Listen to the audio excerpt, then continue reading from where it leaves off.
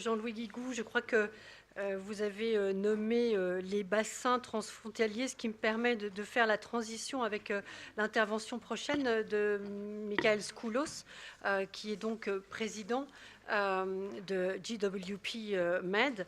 Je pose la question en français d'abord et peut-être en anglais parce que je crois que M. Scoullos préférera s'exprimer en anglais.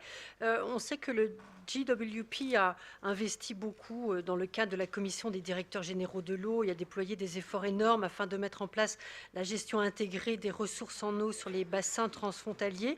Monsieur Scoullos se propose de nous dresser un tableau des succès en nommant quelques exemples autour de ces bassins transfrontaliers et peut-être que la question de savoir si le succès qu'a connu leur honte peut constituer un modèle pour le Jourdain.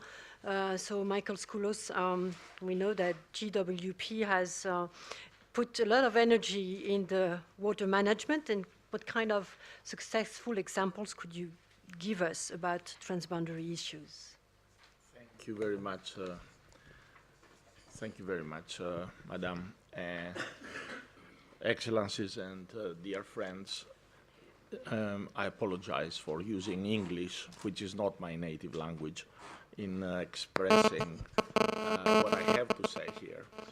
But my French is poor, and I respect so much this language, and I don't want to speak it in a way that is not the proper one.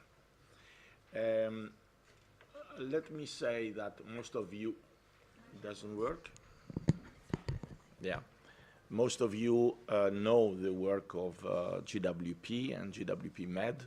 GWP is an intergovernmental organization based in Stockholm, and GWP Med is one of the regional chapters which works as an NGO in the region. And this, as a platform, gives us the opportunity to work at many different levels and layers. And I start with that because one of the most important issues in addressing water problems is to try and link innovative concepts, good experiences, the knowledge of academia and research with the practitioners and the politicians and the work of the civil society. I think it's very important that we show, not that we have all solutions, but tested and good examples that can be in one or another way replicated and followed. We know that we don't have the proper solution for everything, but we have to move, and this is our starting point. When we are talking about water issues, water in the Mediterranean is part of the overall efforts to achieve sustainable development. And we need to link the three, not pillars, but three facets of the tetrahedron: economy, ecology, and society, with the tools to do it. And we've heard from President Fauchon and the previous speakers the importance of governance. And governance is extremely important to be analyzed. And the way in which we try to analyze it for water is, one part is the institutions. So we try to improve institutions for transboundary issues. The second is knowledge, is not hierarchically first or second, is knowledge and science and technology, which enhances the carrying capacity of the systems and offers an unlimited, I should say, horizon for progress.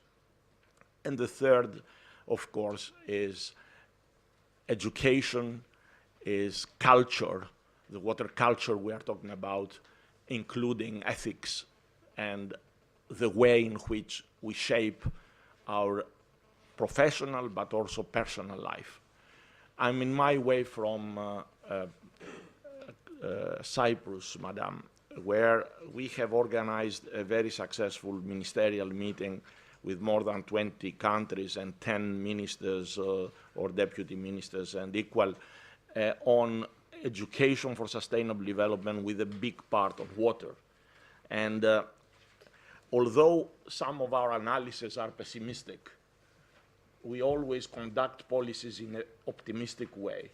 And one of the most important things is actually to pass this message to the young generation. So going back to your question about some elements of successes in the region, because we have to have successes in order to be inspired. I can say that apart from the support GWP MED is giving, perhaps in a while you've listened from my colleague from the Union for the Mediterranean about the next steps, the support we are providing for the secretariat support, the knowledge support for all these years since 2008 in the Dead Sea till now is one of the key tasks of GWP. And I think now we are moving towards a new agenda, water agenda for the Mediterranean. Getting into other difficult areas like the Balkans, we have managed to bring together around one table and have a memorandum of understanding, a permanent secretariat of countries that have not even recognized their names. So like Greece, the former Yugoslavian Republic of Macedonia, Albania, Montenegro and Kosovo, that have formed now a committee for the Drin River, and this works very well. We have managed to raise funds for that with several very, very successful pilot projects, and this shows that the power of the platform sometimes is in hydrodiplomacy is much higher than that of individual countries. I can give you another, just turning to my friend Minister Attili, personally, and our organization. Then, personally, I had the chance to chair the international panel of experts for the Red Dead conveyor of the World Bank. And we have managed to bring around the table 3 countries, and we are very willing to continue in some areas to bring more, as Fadi Komer suggested. This doesn't mean that all efforts are going to the right direction all the time and with the same speed as we wish. On the other hand, we are expanding now, helping the work also of UNICE, and you'll hear later on perhaps on the accession of countries like Lebanon, like Jordan, to the UNICE Convention, and also similar work on the Nexus. And we have undertaken now the work between Algeria, Tunisia, and Libya for the Northwest Africa aquifer. These are just a few elements. To answer your question about Orontes, definitely Orontes was a success as it concerns the analysis We know the problems with Syria now, and of course everything has been frozen. I think that we can have similar approaches in the scientific analysis and in involving the civil society in Jourdain River. Jourdain River has much more, I think, not only complexity, but also many more studies and many more partners and stakeholders that have to be involved, and we are quite willing to contribute as much as we can. Thank you very much. Thank you, Mr. Scoullos.